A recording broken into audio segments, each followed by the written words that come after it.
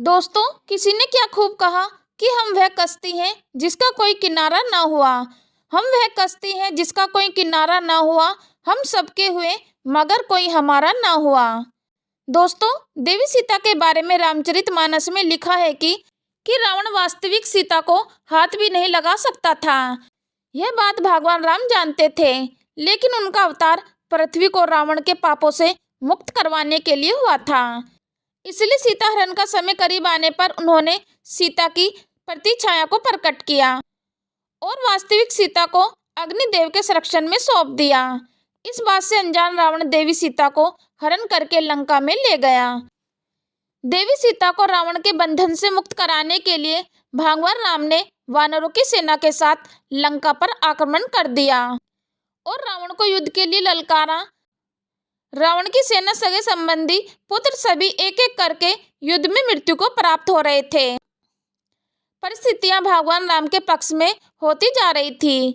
ऐसे में रावण के पराक्रमी पुत्र मेघनाथ, जिसे इंद्र पर विजय पाने के कारण इंद्रजीत भी कहा जाता है, युद्ध के लिए आए मेघनाथ ने युद्ध करते हुए यह महसूस किया कि राम और लक्ष्मण को सामान्य तरीके से युद्ध में पराजित करना असंभव है। इंद्रजीत को याद आया कि उसे ब्रह्मा जी से यह वरदान प्राप्त है कि काली की साधना करने के बाद वह अजय हो जाएगा। उसे युद्ध में कोई हरा नहीं सकता।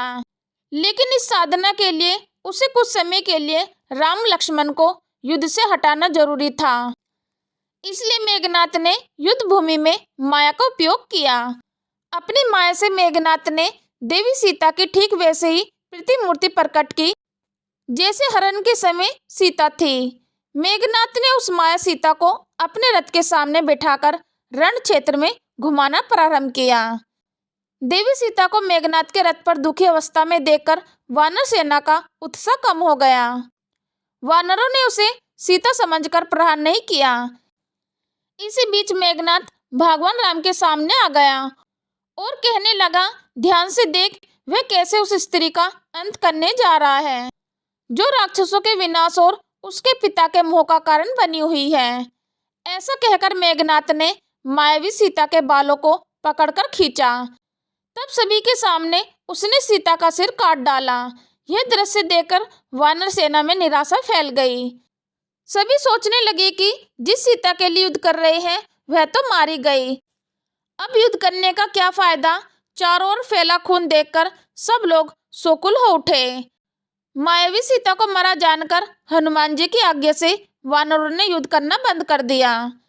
इस घटना को देखकर भगवान राम शोक में डूब गए और युद्ध भूमि में बैठ गए।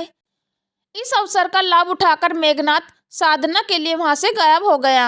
इसी बीच विभीषण वहां आए और भगवान राम को समझाने लगे कि यह अविश्वसनीय है कि मेघनाथ देवी सीता की हत्या करे, क्योंकि रावण को देवी सीता से अत्यंत मोह है। दूसरी ओर हनुमान जी भी सच का पता लगाने के लिए मक्खी का रूप धारण कर अशोक वाटिका में पहुंच गए। अशोक वाटिका में सीता उदास बैठी थी। हनुमान जी लौट आए और सब हाल भगवान राम को बताया। इससे वानर सेना में फिर से जोश और उत्साह आ गया और विभीषण की सहायता से लक्ष्मण जी उस स्थान पर गए जहां मेघनाथ साधना कर रहा था। लक्ष्मण जी ने मेघनाथ को युद्ध के लिए ललकारा। मेघनाथ और लक्ष्मण के बीच घमासान युद्ध हुआ। अंत में लक्ष्मण जी ने देव इंद्र के अस्त्र को अभिमंत्रित करके मेघनाथ पर प्रहार किया। इससे मेघनाथ का सिर कटकर धड़ से अलग हो गया और मेघनाथ मर गया। बाल रामायण की एक अन्य कथा के अनुसार जब भगवान राम ने सेतु बांध बनाकर युद्ध की सभी तैयारी पूर्ण कर ली, तब रावण ने अपनी माया से एक समय सीता के सिर को राम एवं हनुमान के सामने ही देखते काटकर फेंक दिया। यह देखकर राम विभीषण को धिक्कारने लगे कि मेरा समुद्र को लांघना, उस पर पुल बनवाना निरर्थक हो गया। लक्ष्मण भी क्रुद्ध होकर कहने लगे कि हे रावण, तुम्हारे इस कृत्य के बदले हम अपने शोक को तुम्हारी स्त्रियों के आंसुओं से सुखाएंगे। इसी के बीच लक्ष्मण देखते हैं कि सीता का कटा सिर भली भांति बोल रहा है। तब वह समझ जाते हैं कि यह रावण की कोई माया है।